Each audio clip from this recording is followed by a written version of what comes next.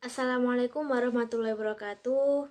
Kami dari kelompok 1 yang beranggotakan saya Hayin Miso Itada dan juga rekan saya, rekan Muhammad Hadi Suud akan membawakan materi yang pertama, yaitu analisis jabatan.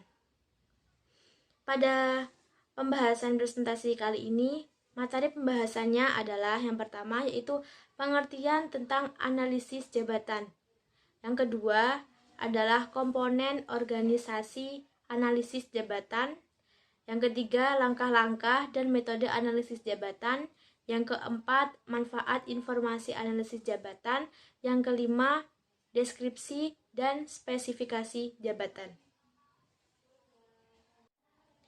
Perusahaan dalam mengolah sumber daya manusia harus memperhatikan minat dan karakteristik pekerja guna mempermudah proses kerja yang dapat menghasilkan produktivitas dan kinerja tangan yang unggul. Dibandingkan dengan dasar lainnya, dapat dikatakan bahwa manusia adalah dasar yang paling dinamis dan kompleks. Salah satu tahapan dalam proses operasi sumber daya manusia yang dapat menghasilkan kinerja yang baik adalah analisis jabatan. Sedangkan pengertian analisis jabatan adalah pengerahan tenaga direktur melalui proses pengumpulan informasi di dalam perusahaan yang berkaitan dengan suatu posisi dan pekerjaan dengan kondisi tertentu, untuk yang bertujuan untuk menciptakan kinerja yang baik. Selain itu, juga terdapat beberapa pengertian menurut beberapa ahli. Salah satunya adalah menurut Bapak Wirawan, yaitu bahwa analisis jabatan yaitu kegiatan mengumpulkan informasi yang berhubungan dengan jabatan secara sistematis dan teratur. Ada juga menurut Dr. Randes Moekijat, yaitu bahwa analisis jabatan adalah hal yang penting dalam manajemen kepegawaian karena hasilnya bisa digunakan hampir dalam semua proses program kepegawaian. Dapat disimpulkan dari beberapa pengertian di atas yang telah disebutkan bahwa analisis jabatan merupakan suatu proses pengumpulan data untuk menentukan pengetahuan, keahlian, kemampuan, dan karakteristik lainnya yang diperlukan guna keberhasilan pelaksanaan pekerjaan dan untuk membuat perkiraan tentang sifat suatu pekerjaan tertentu yang bertujuan untuk menciptakan kinerja yang baik. Baik, terima kasih. Saya akan melanjutkan materi yang selanjutnya, yakni komponen organisasi analisis jabatan atau komponen informasi jabatan. Baik.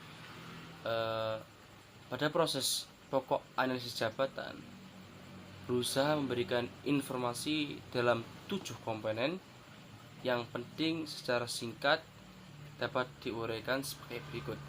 Ini menurut Yoder dan Stoutheir 1984. Yang pertama adalah identifikasi jabatan. Jadi untuk mengidentifikasi jabatan secara tepat dan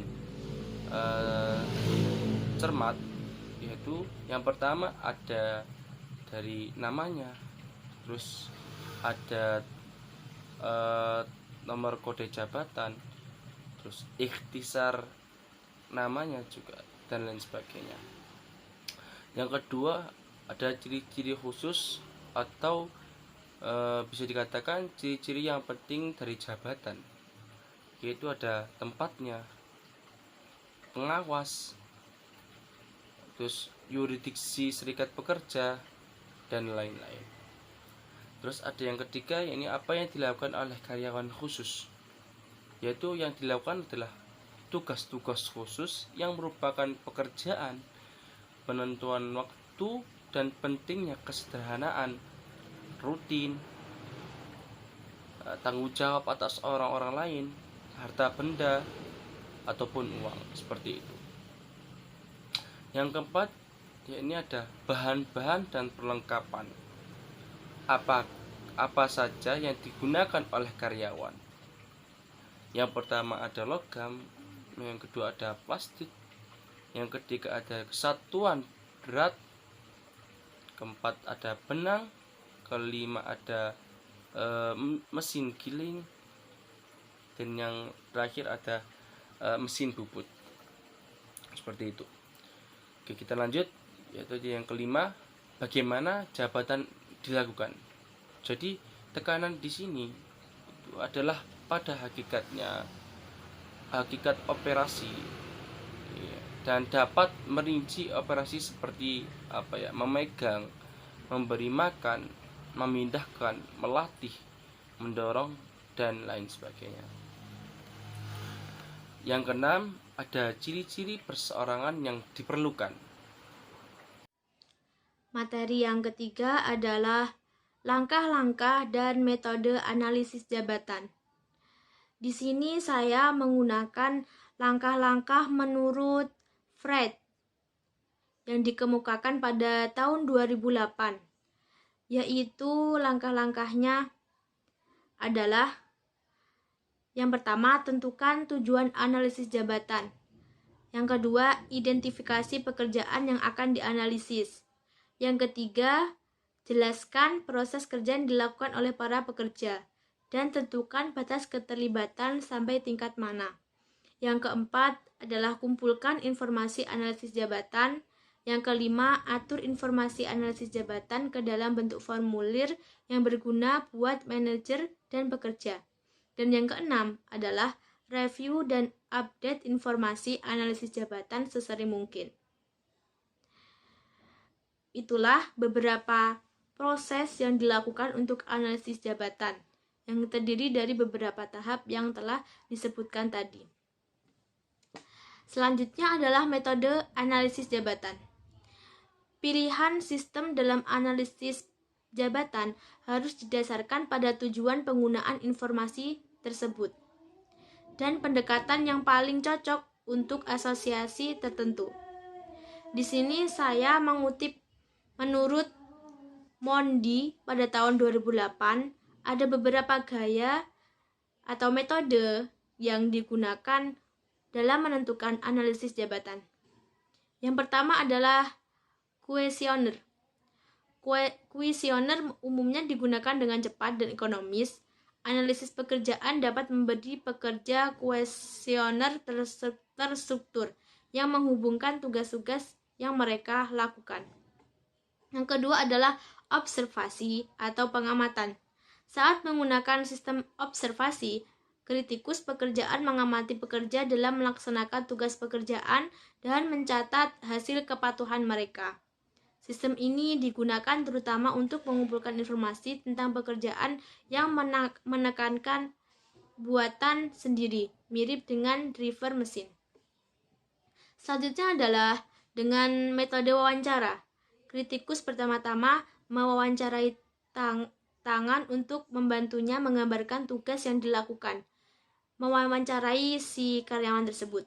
Juga kritikus menghubungkan administrator untuk informasi baru untuk memeriksa kehalusan informasi yang diperoleh dari tangan dari karyawan dan mengklarifikasi hal-hal tersebut. Selanjutnya adalah catatan karyawan. Informasi analisis pekerjaan dikumpulkan dengan meminta pekerja untuk menggambarkan pengondisian kerja di jurnal mereka dalam jurnal atau log. Yang kelima adalah kombinasi metode. Kombinasi metode ini seringkali lebih dapat diterapkan, mengkombinasi beberapa metode yang telah disebutkan tadi. Dalam menguji pekerjaan karyawan dan eksekutif, kritikus dapat menggunakan kuesioner yang didukung oleh wawancara dan kepatuhan terbatas.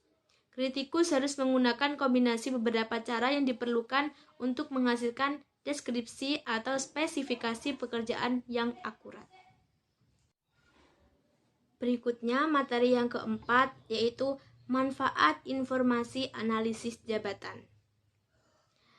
Analisis jabatan menjadi dasar atau pedoman bagi perusahaan untuk penerimaan, penempatan, dan penentuan jumlah tenaga kerja.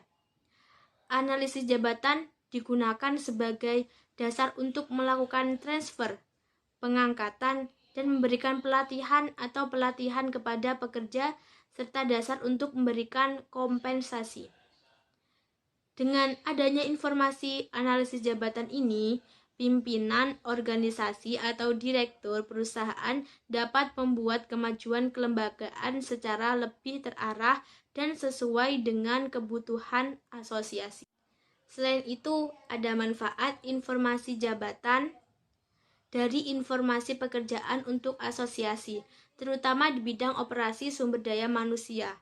Antara lain, yang pertama adalah mendapatkan tenaga kerja yang tepat, baik secara kualitas maupun volume, yang dituntut untuk mencapai pretensi organisasi. Kondisi kerja adalah standar untuk mengukur calon karyawan dari kondisi pekerjaan, memberikan dasar untuk seleksi. Yang kedua adalah pelatihan, deskripsi skor, dan alat yang digunakan merupakan modal penting untuk mengembangkan program pelatihan sumber daya manusia.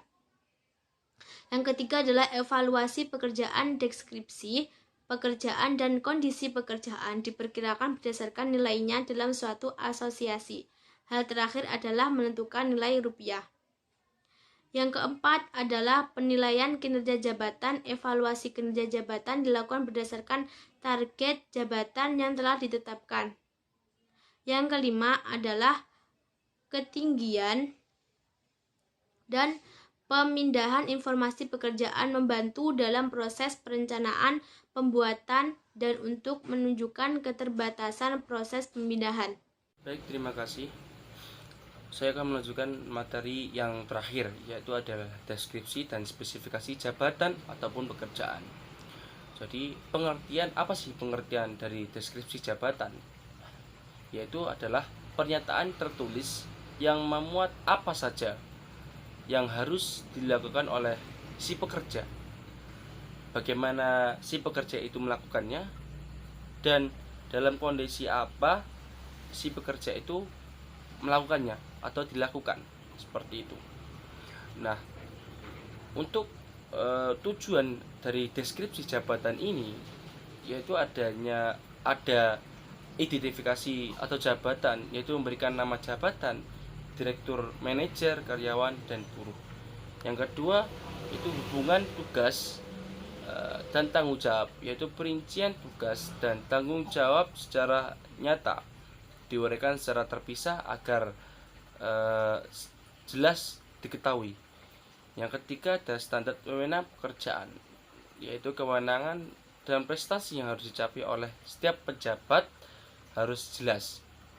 4 yaitu syarat kerja harus diuraikan dengan jelas, seperti alat-alat, bahan-bahan, mesin-mesin, dan bahan baku yang akan dipergunakan untuk melakukan pekerjaan tersebut.